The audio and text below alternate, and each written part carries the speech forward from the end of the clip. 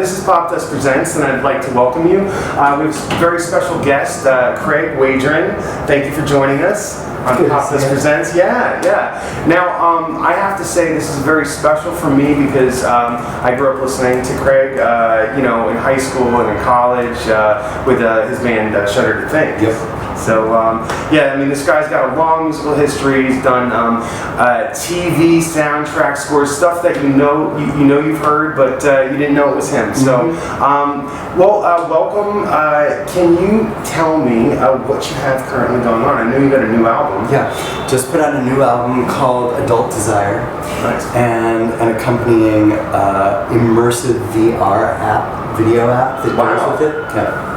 Where you download the app, you put your phone in the goggles, and it plays songs from the record with sort of semi-narrative, surrealistic, dream-like, randomized imagery. So every time you watch it, it's different. It's never the same way twice, and it allows the viewer/listener to kind of create their own associations and storylines with it. So, I'm actually completely thrilled about both of them. Yeah, I mean, the music is great, and I'll tell you, it's been a long time since I've heard something from you, as your own music, you know, and it's really great to hear. I mean, it still has, your voice has such great timbre and quality. It's just, I like Pony Express Records to me was like, to me too. Oh really? Okay. All right. See, that's what I was gonna say. That X-French T-shirt and what was the Kentucky? Number 9 Kentucky. Yeah. That's Happy Birthday. Yeah. Oh my God. I can't tell you how many mixes I put that. Oh yeah. I mean, but yeah. So huge influence to a lot of people. And what was the label that was on? Is that? For Shudder Think's first few records were on Discord. Right. Which was Fugazi's label, Minor Threat's label, blah blah blah. And then we sold out and signed to Epic and put out probably one of the weirdest records that Epic has ever put out, Pony Express record. Yes. And that was our big breakout. Yeah. No, I mean, I remember hearing that, and I just was like, oh my God. There was a lot of interesting music coming out around that time. For sure. Yeah. I think, and from DC. I mean, like around the same time, I remember Jawbox signed to a major label and put out, I don't know. Savory, I think. The one with Savory, For Your Own Special Sweetheart. Yes, that's what it was. And that was just a beautiful, strange record too. Yes. There was a couple things off that album. I actually got to see them at CBGB's, back when, and that was a fun show. Yeah. I remember talking to them because I had this idea in my head about musicians, especially the indies. Like, oh man, you guys get this life, you get to play music all day long. This is terrific. They're like, yeah, we have to have actual jobs. Yeah, you have to have actual jobs. And by the way, when you're on tour, you spend 22 hours out of the day, like trying to figure out what the hell to do. Yeah. Right? Like, okay, so in fact, that was one of the main reasons why Shudder to Think and subsequently I branched out into film and TV scoring, was so that we could actually get to do the thing that we actually love to do all day, every day, which is to make music. Right. Because we weren't getting to do enough of that when we were in a band, because you're on this sort of weird cycle, this like weird elliptical of write a record, rehearse a record, record a record, tour a record, and just the days weren't satisfying. Music totally was. Yeah. Playing shows definitely was, but it just wasn't enough of it. So like now, I just make music all day, every day. I'm working on movies and TV shows, and I'm making records, producing records for other people. I just started a new record label called Tough Lover. Oh, wow. Yeah. Well, tell me a little bit about that. Well, so I have a fantastic composing team called Pink Ape, which is the name of my studio, too. And we have all this great music, stuff that we've written for film and TV that just sits in our computers. And everybody like me also has side projects and makes records and does other collaborative stuff. And so I thought, this is crazy. We need to create like a format, a platform for this so that we can be putting this music out there so that we don't feel like we're just making invisible music. Right. Which is a lot of what film and TV music is, and that's really fun. But it's just one part of it is, when you watch a movie or a TV show, you're not noticing the music, generally, if the music's serving its purpose and doing its job. And so I decided I would start a record label, very much based on the kind of Discord 80s version 4AD model, to put out all the soundtrack stuff and all of everybody from my team's extracurricular projects. Nice. So Adult Desire, which is my new album, is the flagship. We'll see how it goes. That's terrific. Number one, right? Yep. Awesome.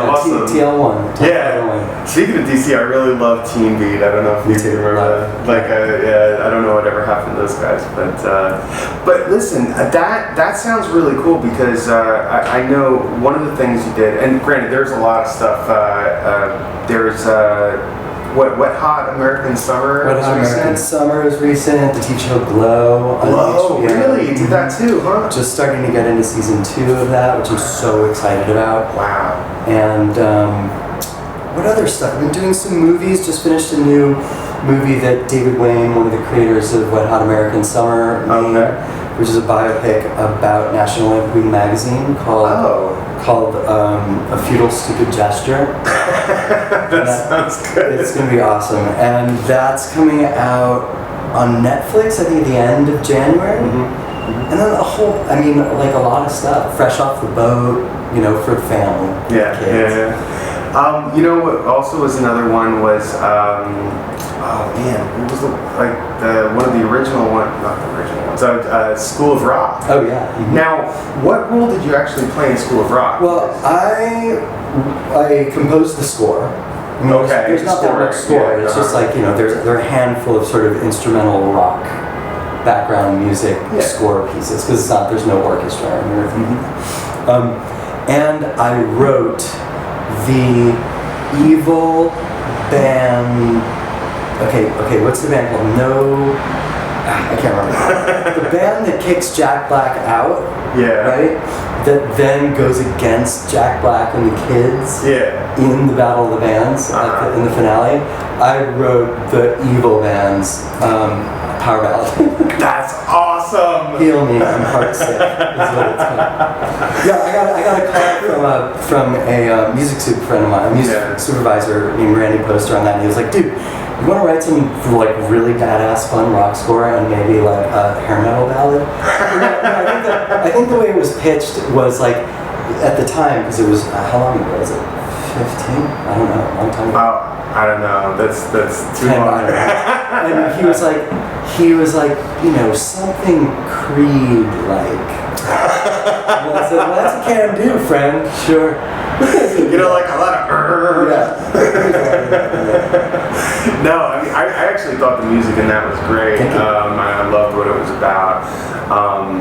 I remember seeing them actually. Buttonhole Surfers was going around in School of Rock. Keith Haynes was doing that, which was interesting. Yeah, kind of cool too. So I actually got to see the real thing in contrast to what the movie was. There was one more movie that I was really impressed with. Velvet Goldmine. Now that absolutely. That might have been the last thing that Shudder to Think did together. Really? That was Randy Poster too. It was Music Soup. It is Music Soup and brilliant. They were. Have you heard the soundtrack for that? Yeah, I've watched the movie many times. It's just a beautiful soundtrack, and Radiohead does some Roxy Music stuff on it, and I don't Pulp, I think. Yeah, Pulp is on it. Yeah. And then they needed a couple of originals to sound like early mid 70s vintage Bowie era stuff. So I did a sort of All the Young Dudes-y song. Nice. And Nathan, the guitar player from Shudder to Think, did a kind of, I don't remember what it was, sort of maybe Diamond Dogs. Nice. Yeah, that was a dream come true. That's so cool because I love that. I mean, that era of music has something special. David Bowie, especially, a big influence there too. And you know, and like I almost kind of want to go back and look at the scenes in which those songs are. Yeah. You know, because they were such. It was very glam. Each song had its own, like almost like not Moulin Rouge, but you know. Yeah, it did almost have like a Moulin Rouge sort of phantasmagorical vibe to it. Mm-hmm. I mean, Todd Haynes made it, and as far as I'm concerned, he can do no wrong. But I mean, I recommend to people just obviously watch the movie, but just listen to the soundtrack because it's aged so beautifully. Everybody involved in the project, like with School of Rock, is so enamored of the material and honoring the influences in the actual film itself that people just turned in some of their best work, I thought. Yeah, I mean the costumes, the cinematography, the lighting. I mean the costumes alone, and there's so much detail that I don't think people even digest, but just kind of see it as a whole. Just like zooms by. Yeah, definitely a great movie, and I didn't know that you made the music, so that's also something that's kind of cool. This is actually a song off of Adult Desire that I wrote for a friend of mine named Amy Redford, and it was for a movie. A lot of the songs off this record began as songs or even pieces of instrumental score that I was asked to, or that were for projects that I was working on that stuck with me, or maybe didn't wind up in the movie, and that I turned into my own material. But this particular song, called "I Was a Soldier," I did use in my friend's movie. It goes like this. It's called "I Was a Soldier."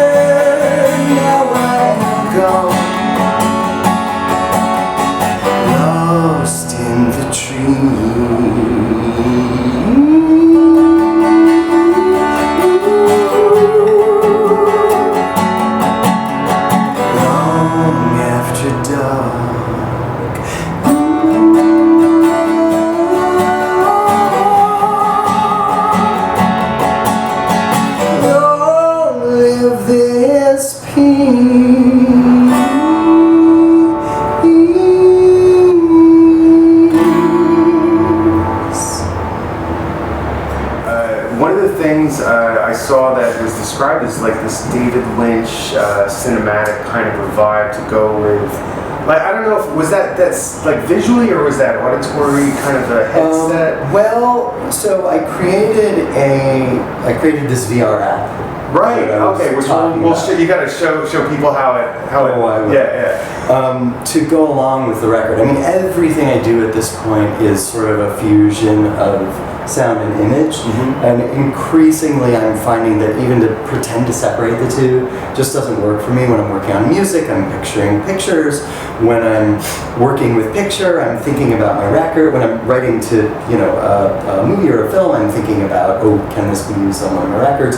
So it's all been smushing together. And on my last album, which is called Wand, I actually wrote an entire feature film around it. Wow. And started working on it with a wonderful director friend of mine named Tim Nakashi. And he suggested we start working in 360 panoramic video, where you can sort of navigate your way around the space, which now has become like VR goggles, but VR goggles didn't exist then. And so we filmed a couple, like sort of like a trailer for it, which is basically a music video for the last record. And I got the bug, and so when it came time to do this record, it became increasingly clear to me as I was working on these songs, which were very, very personal, and very much about family and age, and the surrealness of domestic life and family life as one gets older, where I have a 9-year-old son, and half the time I feel like I'm 9, and then the other half of the time I feel like I'm 90, and sometimes I can't believe that I'm in my 40s, but am I still 21? Like, it's just, there's this time travel aspect to it, and particularly living in California, where there's so much psychedelic flora and fauna, and the weather is so constant and glittering, that these very mundane aspects of life take on a magical and sometimes even monstrous kind of beauty. And this sort of 360 panoramic format seemed a perfect way to try and communicate that, which was also what the music was doing. So I began filming these basically psychedelic 360 home movies as I was making the record, which are these sort of psychedelic folk, electro folk songs, I guess. Another thing I was thinking about was, it was the first album that I'd made since moving to Los Angeles, because I'd lived in New York for so long. Oh, okay. And, we're right at the foot of the hills, and so I was thinking about, Joe Mitchell and Leon and, Ariel Pink, and basically all the different eras of California music. I don't think mine sounds or feels like any of those, but it's in a kind of tradition of the strangeness and beauty of living in that. I think I know what you mean. You're like, it's like you're absorbing the energy of the environment through your filter. Completely. Yeah. And so both the album and its songs and the VR experience communicate that, and sort of they're specific and traditional enough that anyone can get that this is a song, this is a music video, whatever. But they're open enough and experimental enough at the same time that there's a lot of room for the listener and the viewer to plug in and sort of project their own trip. Right. That's kind of interesting to see. Is like, okay, you are in control of your own. Exactly. You're in control of your own view. And with the VR experience, all of the footage is randomized, so you never see the same video twice.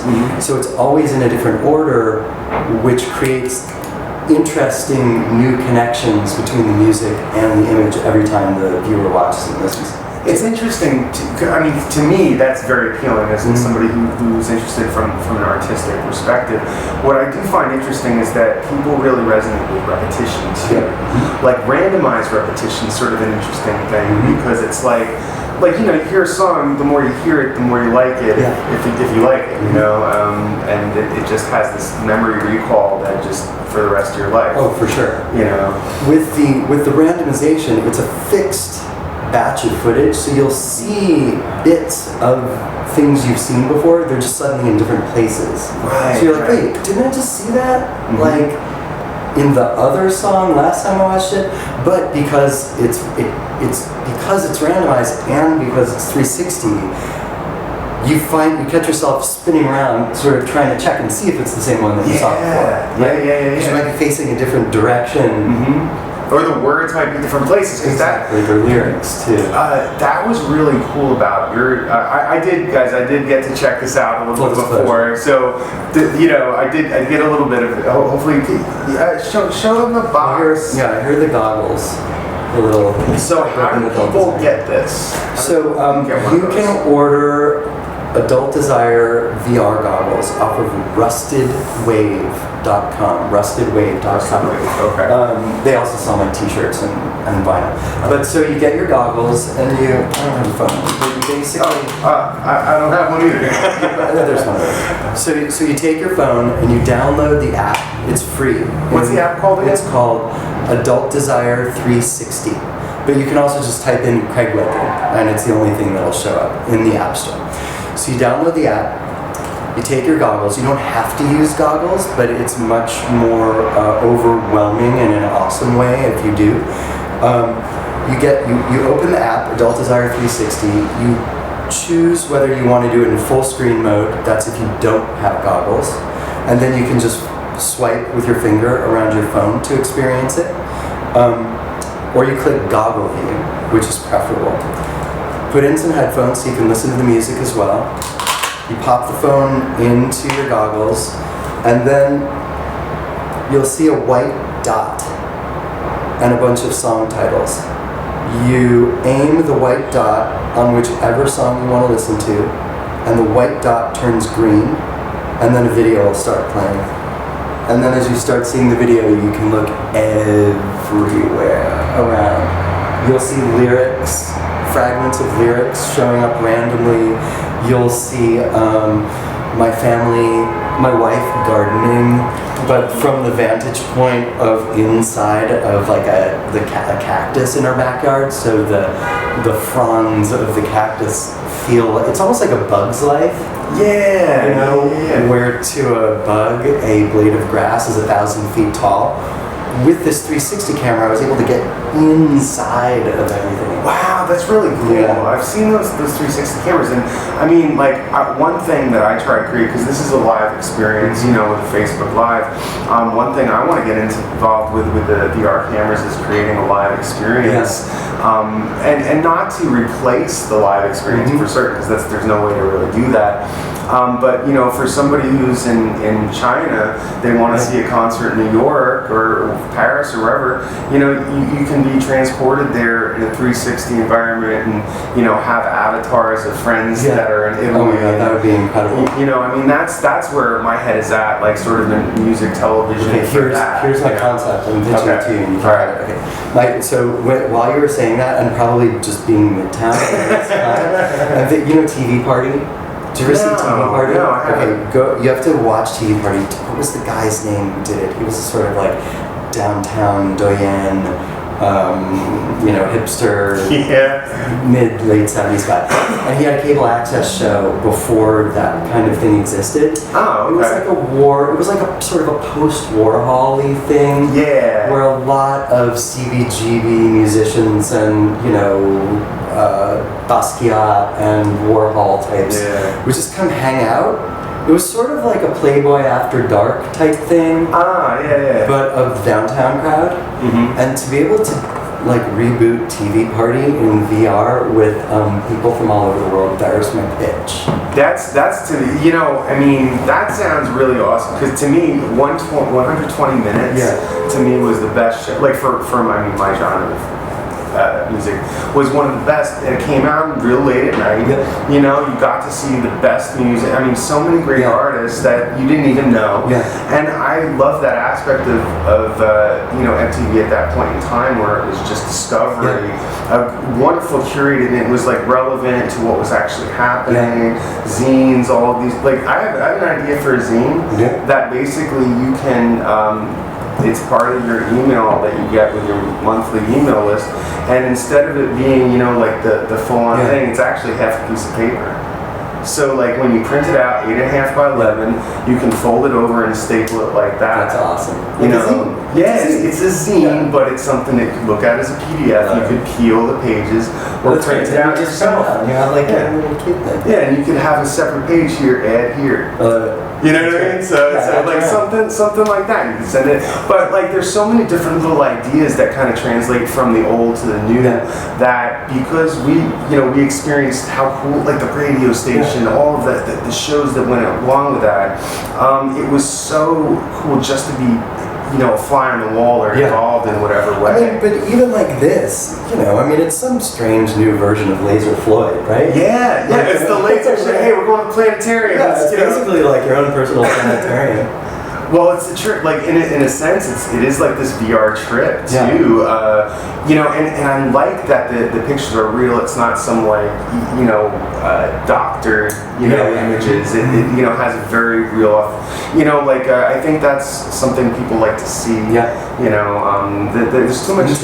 Yeah. I don't want to see that Photoshop.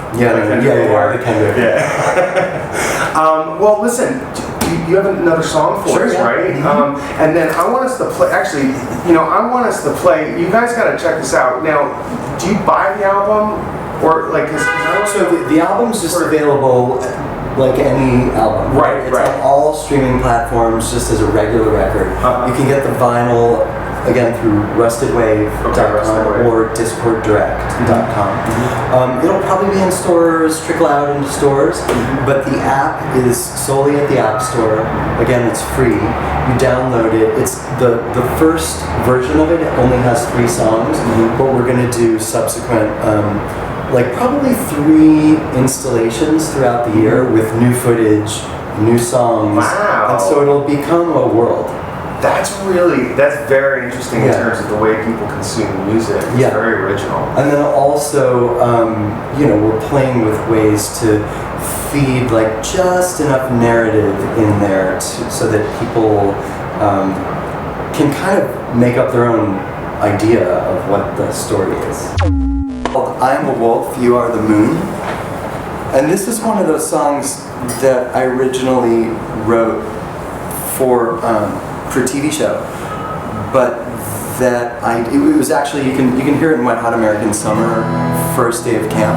There's a scene where Paul Rudd and all of the counselors are having a staff party, and they're sitting around as if this is some song that everybody knows from like 1981, or maybe it was something from the mid-70s or something like that. So I wrote like a sing-along song for them that just sort of caught on a little bit, and it stuck with me. And when I was finishing Adult Desire, my album, I felt like there were a couple little pieces missing, and so I did a very major revamp of the song. The version on the album is very different than this acoustic version, which is more like the Wet Hot American Summer version.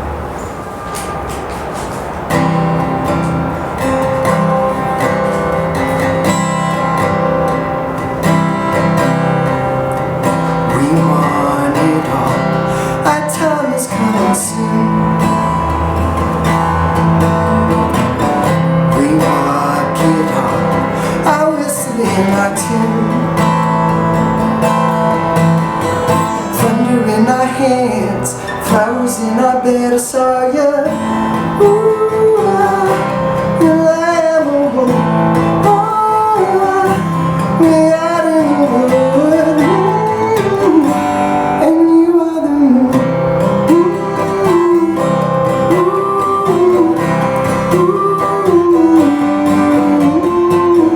The lions are drunk, I'm riding with a fool. Our minds have gone to kingdoms without rule. Everywhere I turn, palaces burn for you. Ooh, the Lamb of God. Oh, we out in the wood. And you are the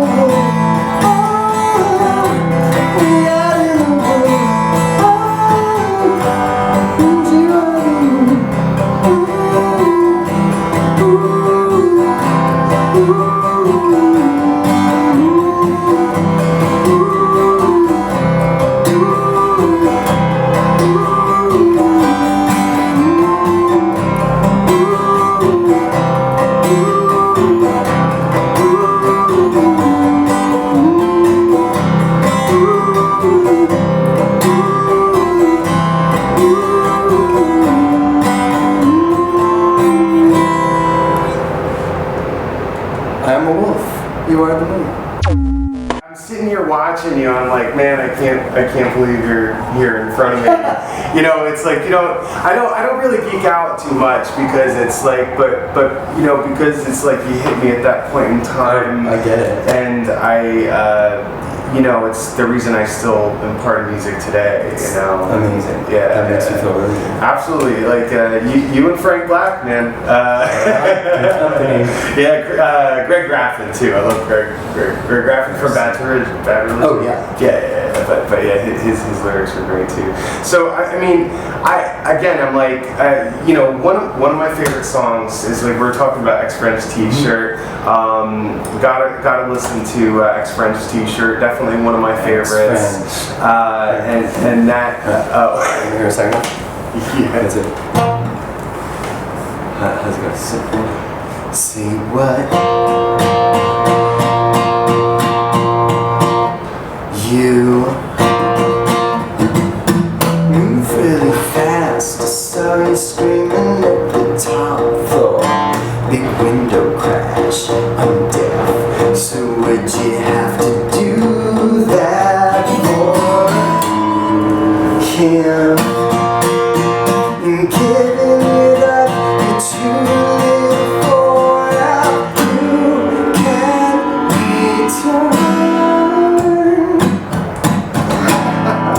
to us, to us, to us. You're too little for out. You can't return to what, to what, to what, to what. We'll leave it there. Give it up, I'm too late for a habit coming. Back to back, back out. Hold back the road that goes so that the others may too. The two that me and just to pull me down their mouths. Hold back the road that goes so that the others may too. The two that me and just to pour me down their mouths. Hold back the road that goes so that the others may too. To that me and just to pour me down their mouths. Hold back the road that goes so that the others may too. To that me and just to pour me down. Oh my God. I'll tell you what, I haven't man. played that in a long time. It works. Really? It works Oh, all right. wow. It works all Yeah. right. I mean, that's wild to hear. That is an exclusive, folks, on acoustic guitar. Oh my God. I have a couple friends who'll be pretty jealous. I'm going to be texting them after this. Speaking of Joni Mitchell, as I was playing that, I remembered, like, somehow in my brain when I wrote that song, which would have been like 92, 3, 4, 7, I was like, when I wrote that melody, I was like, this is just like Joni Mitchell. You were thinking that?